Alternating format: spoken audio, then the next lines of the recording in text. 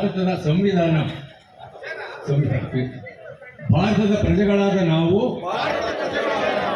ಭಾರತವನ್ನು ಸಾರ್ವಭೌಮ ಸಮಾಜವಾದಿ ಜಾತ್ಯತೀತ ಪ್ರಜಾಸತ್ತಾತ್ಮಕ ಗಣರಾಜ್ಯವನ್ನಾಗಿ ರೂಪಿಸುವುದಕ್ಕಾಗಿ ಭಾರತದ ಎಲ್ಲ ಪ್ರಜೆಗಳಿಗೆ ಸಾಮಾಜಿಕ ಆರ್ಥಿಕ ಮತ್ತು ರಾಜಕೀಯ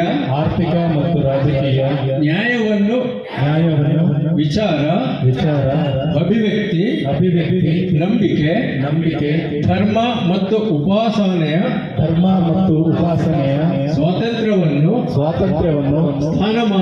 ಸ್ಥಾನಮಾನ ಮತ್ತು ಅವಕಾಶಗಳ ಸಮಾನತೆಯನ್ನು ದೊರೆಯುವಂತೆ ಮಾಡುವುದಕ್ಕಾಗಿ ವ್ಯಕ್ತಿ ಗೌರವ ದೇಶದ ಏಕತೆ ಮತ್ತು ಸಮಗ್ರತೆಗಾಗಿ ಎಲ್ಲರಲ್ಲಿ ಭಾತೃತ್ವ ಭಾವನೆಯನ್ನು ಮೂಡಿಸುವುದಕ್ಕೆ ದೃಢ ಸಂಕಲ್ಪ ಮಾಡಿ ನಮ್ಮ ಸಂವಿಧಾನದ ಸಭೆಯಲ್ಲಿ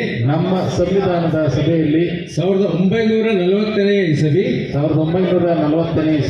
ನವೆಂಬರ್ ತಿಂಗಳ 26ನೇ ದಿನದಂದು ಸಂವಿಧಾನವನ್ನು ನಮಗೆ ನಾವೇ ಅರ್ಪಿಸಿಕೊಂಡು ಅಂಗೀಕರಿಸಿ ಶಾಸನವಾಗಿ ವಿಧಿಸಿಕೊಂಡಿದ್ದೇವೆ. ಜೈ ಭೀಮ್.